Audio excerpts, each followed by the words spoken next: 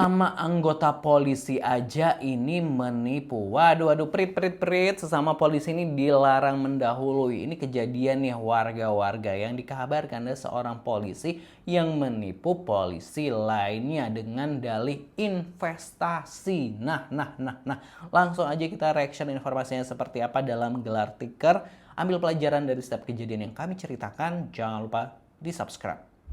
Nah, ini memang mungkin nggak nyangka banget ya, seorang anggota polisi ini justru menipu anggota polisi lainnya. Bahkan ini puluhan anggota polisi lainnya yang akhirnya kena jebakan investasi bodong. Aduh.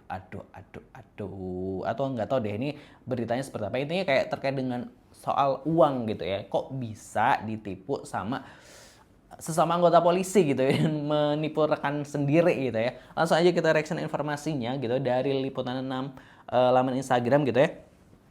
Akal bulus kasih keuangan, kasih tuh kayak bagian keuangan ya. Polres Padang Sidempuan keruk 10,2 miliar uang gaji sesama polisi. Gila, 10,2 miliar.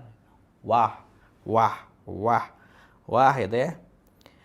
Berdalih mengelola dana secara amanah, Aibtu Risdianto Lubis justru menjerat 34 rekan sesama polisi dalam utang miliaran rupiah. Modusnya penipuan berkedok investasi pabrik arang dengan memanfaatkan SK anggota untuk mengajukan pinjaman bank. Kapolres Padang Sidempuan Wira Prayatna mengungkapkan total kerugian mencapai 10,2 miliar. Aksi ini dilakukan secara sistematis sejak tahun 2021 hingga 2025, termasuk dengan memalsukan tanda tangan pimpinan dan melanggar prosedur pengajuan pinjaman.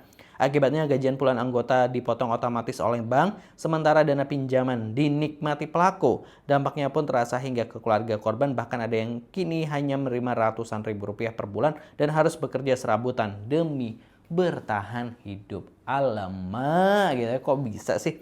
Atas perbuatannya, Rusdianto ini telah dijatuhi sanksi pemecatan PTDH. Meski saat ini masih mengajukan banding, kasus ini menjadi sorotan serius sekaligus tamparan bagi institusi yang seharusnya melindungi anggotanya. Waduh.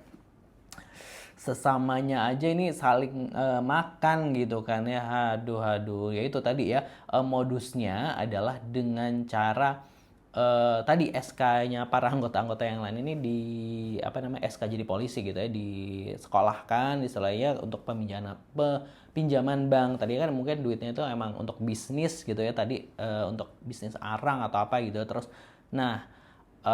rupanya gitu ya, kan ketika mereka ini udah minjam dapat duitnya, nah duitnya ini dinikmati oleh tersangka yaitu sekitar 10,2 miliar, sedangkan yang lain kan otomatis karena SK-nya udah digadaikan dan sebagainya tetap harus membayar utang ke bank. Iya nggak sih? Aduh, kacau.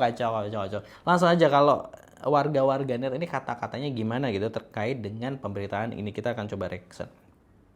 Sesama polisi aja begitu, apalagi sama warga sipil gitu ya. Polisi tipu polisi gitu ya.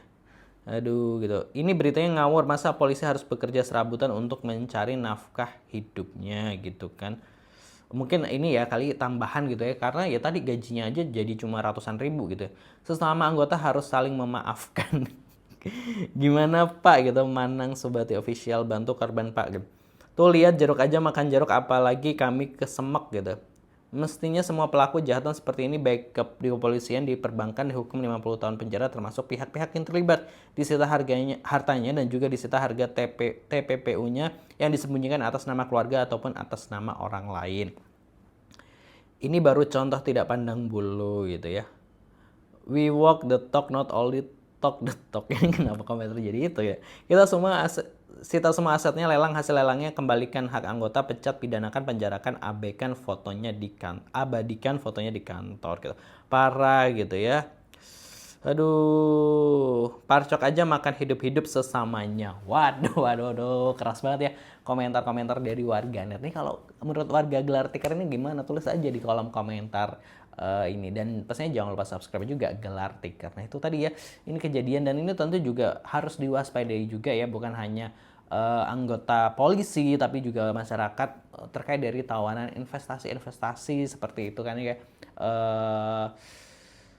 Ya itu orang tuh kalau udah megang duit tuh mungkin ya awalnya baik gitu, tapi kan kalau udah megang duit banyak tuh kadang ya bisikan setannya gede banget juga gitu. Terus di kolom komentar sekali lagi jangan lupa subscribe. Terima kasih.